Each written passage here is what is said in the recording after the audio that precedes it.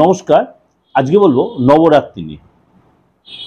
এই মাসে বা এই বছরে নবরাত্রি কবে পড়েছে আমি মাসিক রাশি বলে দিয়েছি।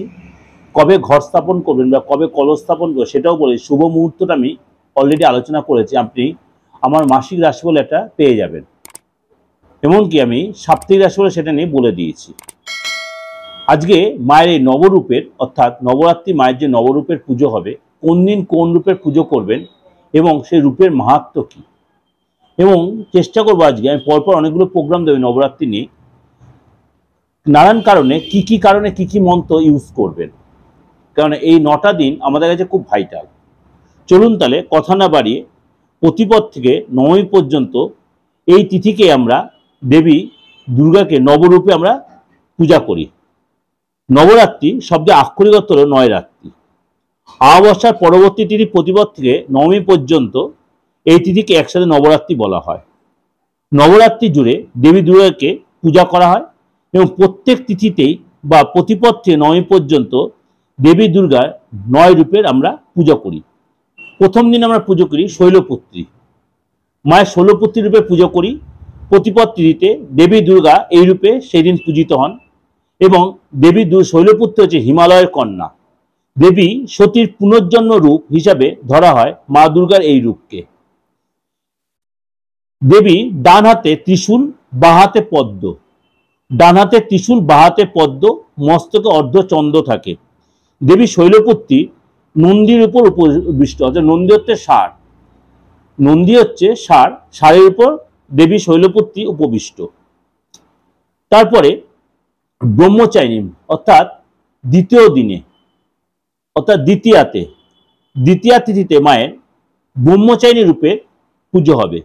সেদিন এই দেবীকে যোগিনী, সিদ্ধি, মুক্তি, মোক্ষ, শান্তি এবং সমৃদ্ধি দেবী বলে মানা হয়। মায়ের হাতে কমণ্ডল এবং জপমালা থাকে। মায়ের হাতে কমণ্ডল এবং জপমালা থাকে। তৃতীয় দিন অর্থাৎ তৃতীয়াতে মায়ের চন্দ্রঘণ্টা রূপের পুজো হয়। এদিন দেবী দুর্গা পূজিত হন চন্দ্রঘণ্টা রূপে। এটা হচ্ছে সৌন্দর্য এবং সাহস এবং বীরত্বের প্রতীক। চতুর্থ দিন অর্থাৎ চতুর্থ তিথিতে মায়ের কুষ্মাণ্ড রূপের পুজো হয়। এদিন মাকে আমরা কুষ্মাণ্ড রূপে পুজো করব। অষ্টভুজা এবং অষ্টসিদ্ধিদাত্রী, মায়ের এই রূপ হচ্ছে অষ্টপূজা এবং অষ্টসিদ্ধিদাত্রী রূপে পুজো। কুষ্মাণ্ড হচ্ছে সিংহের উপর উপবিষ্ট মা। মায়ের স্কন্দমাতা রূপের পুজো করব পঞ্চমী তিথিতে। এদিন মায়ের স্কন্দমাতা রূপে পুজো করব দেবী কার্তিকের জননী। দেবী স্কন্দমাতা চতুর্ভুজা এবং সিংহের উপর উপবিষ্ট। ষষ্ঠী তিথিতে অর্থাৎ ষষ্ঠীর দিন মায়ের কাত্যায়নী রূপে পুজো করব।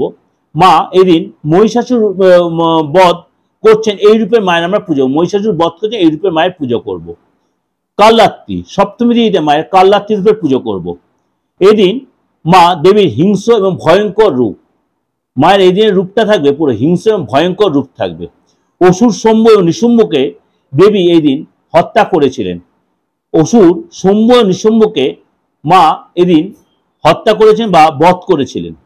মহাগৌরী অষ্টমী তিথিতে মার গৌরী রূপের পুজো হবে।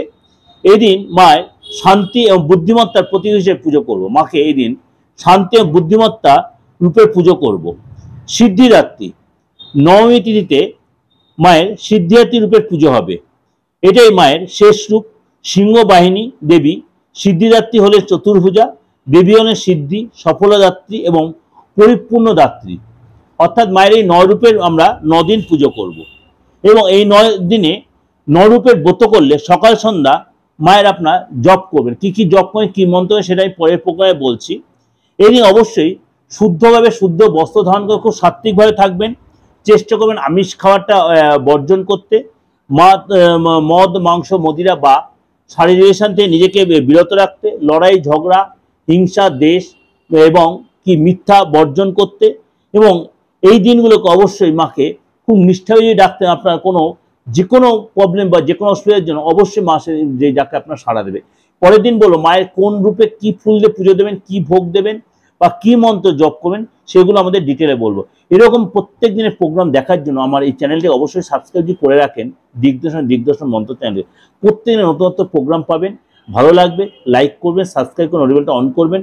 যদি যোগাযোগ করতে হয় এই পুজোর পুরো মাসটা আপনারা 50% ছাড়ে আমার সাথে যোগাযোগ করতে হবে যে কোনো চেম্বারে, এবং 4টে দিন এই নবরাত্রির যে ষষ্ঠী সপ্তমী অষ্টমী নবমী দশমী এই 4-5 দিন আমাকে আমার বর্ণ চেম্বারে পাবেন।